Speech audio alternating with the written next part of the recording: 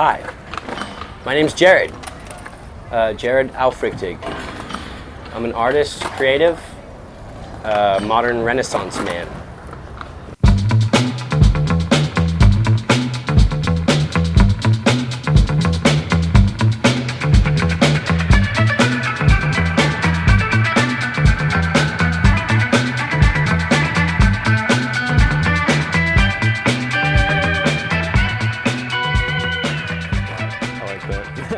That's up. So why don't you tell us where you're from? I am from this place right here, Long Beach, California. Born and raised? Yeah, I'm from Long Beach, California, born and raised. LA, Angelino, now Africa and beyond. Why don't you give us a little bit more detail about what you do? I'm an artist. I'm sensitive. I make things. I express myself. No, yeah, I try and do things that are like creative and for a purpose and honest, and I try to expand, you know, my own creativity and my own practices and mediums and crafts, and yeah, I really enjoy what I do. I don't take it for granted, or at least I try not to, and really passionate, and I push, you know, I mean, whatever it is, if I like it and I think it's good, I'm gonna probably do it better than most people. Yeah. What would you say is like your focus, or like what do you love doing? Like what fucking gets you out of bed every day where you're just like, I mean, if in layman's terms, I would say like art, music, surf, skate, and it's an exploration of those things, and my life and the experiences help me to figure out, well, who I am and what I'm doing here and what kind of voice I can have, you know, against the things I dislike, you know, as well as the things I like and appreciate. There's certain things that I've really found an enjoyment from, and they bring me happiness and make me content, and then I explore those things and try, you know, to create things of value from that. Right now I've been really doing a lot of the fine art printmaking, cyanotype, monotype, screen printing, dry point etching, and I've been doing residencies around the world in with master printers and in amazing print studios, trying to explore those mediums, so that, you know, my imagery that I document through my life can then be translated into artwork. And so, like, where would you say you got your start, or like what even got you into just like, fuck it, I'm gonna create some art? I probably should have been like a rocket scientist or like an astrophysicist or something. I was in like a aerospace technology magnet program when I was a little kid, and I completed like math and science curriculum in high school, like everything that they could throw at me. Yeah. And as a reward for all these advanced math and science classes, I got electives, and I got to pick whatever elective I wanted, and I chose a senior-only class that was black and white photography. So I ended up taking that 8 semesters of high school. So yeah, I really enjoyed photography, and at that time it was an amazing medium that I was exploring. I knew nothing about and just like went wild, you know. I think that that's the best thing about being an artist. You don't know where your life's going to take you. You can either choose a moral compass to do things good and arrest motion in a positive way, or you can just sit back and try and do smoke and mirrors and manipulate value and perception, which is what fine art really is. And I know that, and I utilize that, but it's not the nice elements of this scene or field or whatever, you know. Oh, I'll elaborate on where I started from. Yeah. So I think maybe, yeah, the math and science was really like, it's always finite. There's an answer. And nothing in life is that finite, you know what I mean? So the ability to create something that's more interpretive or more about perspective, to me, seemed so much more applicable. And it's what took me in a direction of creativity and art. And I think my grandmother is the reason why I'm an artist. I used to visit her in South Africa as a child. She was born in Cairo, and she was raised in Paris. And she experienced some of the most amazing things of our century as far as art history is concerned. She would go to live in Paris. She has letters from Ellis Fitzgerald, and she had an amazing collection of art that she spent her whole life collecting, and every piece she bought from the artist directly. She would advisory board for the museums and all this kind of stuff. And so me visiting her as a child, she would have jazz playing in the house 24 hours a day. And the paintings in this place that I visited were like amazing. I mean, everything from Henry Moore and Picasso and Chagall to Matisse and Miro. It's just, I mean, I get shivers thinking about it. And so to be exposed to those two cultures at a young age, not knowing what it is or understanding it, and then later on appreciating art was, for me, what put one and one together to go where I appreciate this and this is why I chose it, you know? With the photography stuff, high school photography was amazing. I started shooting for magazines, and before I finished high school, I had over 20 images published in magazines and books around the world. And now I have over 100 artworks and photographs in books and magazines around the world. And I really loved print media for a long time, and that's what stuck me into photography for such a long time.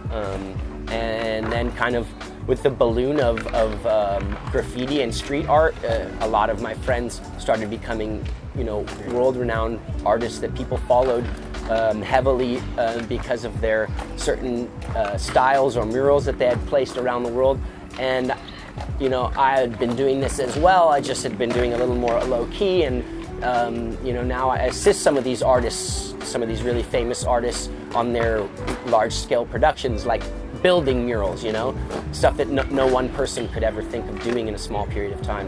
So I help them now, and there was a transition there of me basically going from photography into fine art, and I didn't get boxed into street artist, so now I can do whatever the fuck I want. Yeah, that's dope. So, were you ever nervous of being locked in a box? Like, was that ever a concern for you? Where you were It's like, always a concern. Yeah. I think that for a lot of people, they feel like something potentially is more understandable or palatable if it's regurgitated and repetitively, like, you know, stamped or pressed into whatever it's going through. It's like, I think that that's maybe like one way to look at it. I don't think that people should be able to define someone by something that is, I don't know, you're getting into like the whole compass of branding. And like, I was in Los Angeles yesterday for some meetings, and I saw 4 Alec Monopoly billboards on Sunset Boulevard and other places, and even in like on like some theater in lights, like on a projectile digital billboard. And those are all things where people are paying money to create something. So if you have the need to create brand identity, are you then trying to create something that you're defining and leading people to believe that this is the way that it is through strategic marketing? You know, the world around us these days, with so much like social media and meta and internet, you can present a facade to the world, and given a long enough time, the people will think and believe that that's true and real. And that's the whole kind of fake it till you make it mentality. And they all connect into each other. So, you know, I think it's more about the intention, the reason, the purpose, and I look for those things. So, you know, things still get out of whack. I mean, things change. The times change. The society changes. Look at Supreme. I mean, they're on some hype beast. Like, dudes are standing in line, literally making a living off of reselling their stuff. And because of how it's evolved, you know, it's become a certain thing where people think and define it as such. But I still remember when I would rock up and see Aesop sitting in the store. He caught the train there, and they were about some crazy real shit, and it was wild. And like, I'm gonna hold on to that nostalgic, defining blah blah blah that I thought was cool. Whatever, it doesn't matter, you know.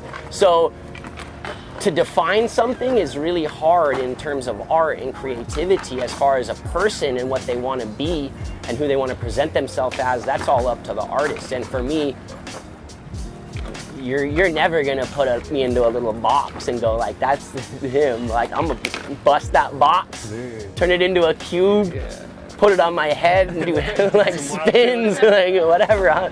Man, that was cool as fuck. That whole answer was incredible. That was very based. I was like, that's great. So does it make you feel like now you really, either you catch it or you appreciate realness more when you see it in art? Like, are you able to, do you feel like you're in a place where you can feel when the meaning or the emotion or the energy is like coming from a raw, real place? Absolutely. The most unexpected moments that are like the real essence of why we do what we do, and it comes out of nowhere most of the time. Sometimes you can plan things out really, really strongly and manifest a certain reality, but a lot of the times maybe that's just you trying to be in control of the situation and trying to have a certain result. And artists need to do that because they have something in their mind that they see, and then now it's the ability to create a reality from it with whatever medium or craft you want to, and then you need to, you know, like, translate that into reality. So the unknown is where the real juice is. Like, that's the first time experience in any situation is amazing, because you can't help but to surrender yourself to that moment, and then you feel it, and then you're like, whoa, and then you sometimes you like come out of it and you're like, oh, what? Well, and then you're like, oh, I want to like Instagram this or whatever it is. But you really, like, a lot of the time, you know, you're living in the here and now. You're on some carpe diem, you know what I mean?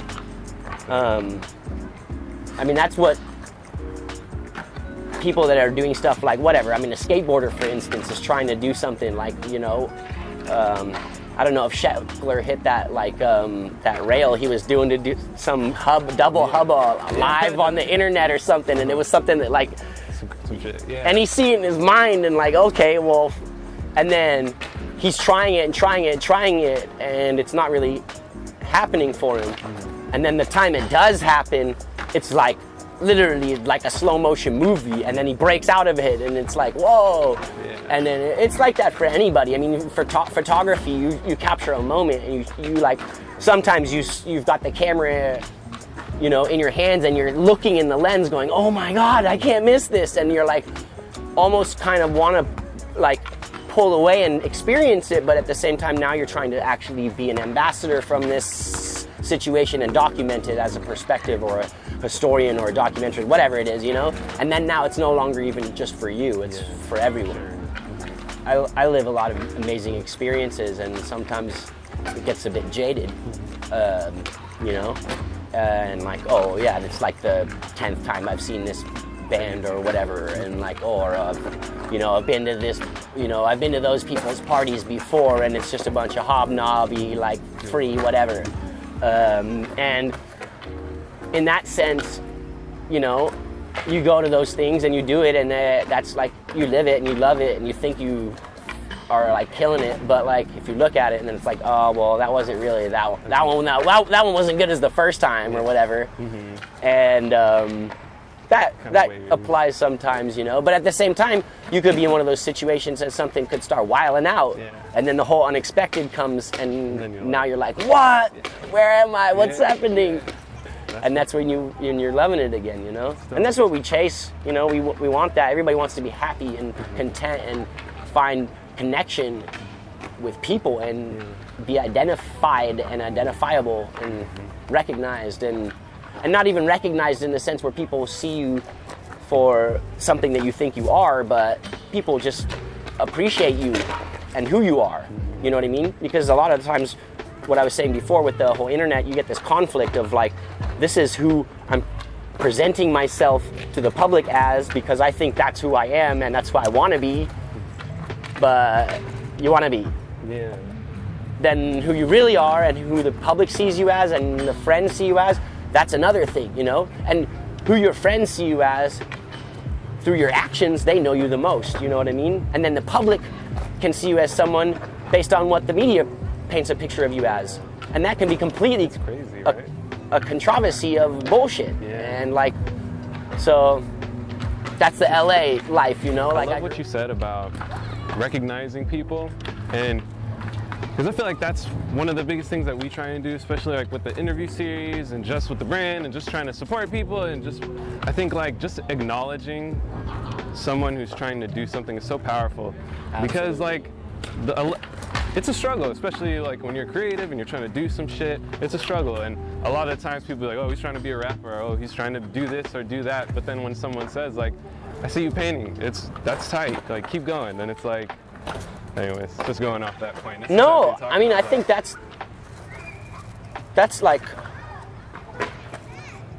that's all someone, I mean, sometimes that's all the person needs to actually start killing it, is that recognition or someone to appreciate, and just give them a couple of words of acknowledgement, like, yo, that's dope, or yo, that's cool. And if it's someone that they respect or look up to or whatever it is, and then it's like, whoa, this person, and it gives you that fire and it makes you hungry again, because I think that's what a lot of people need to keep sustaining something, is like literally a type of hunger, you know, that's like they're trying to feed an urge or a feeling or chase some type of emotion or reaction even. Some people do shit just to get reaction, you know?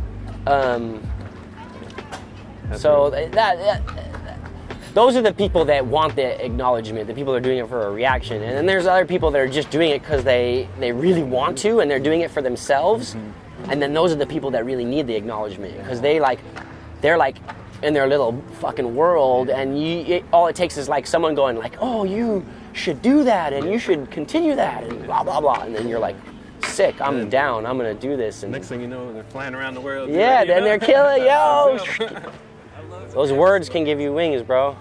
In your journey, or let's say in your career, what would you say is like been the most challenging thing for you? And you can take a little bit of time to answer. I know it's kind of like a heavy hitter question.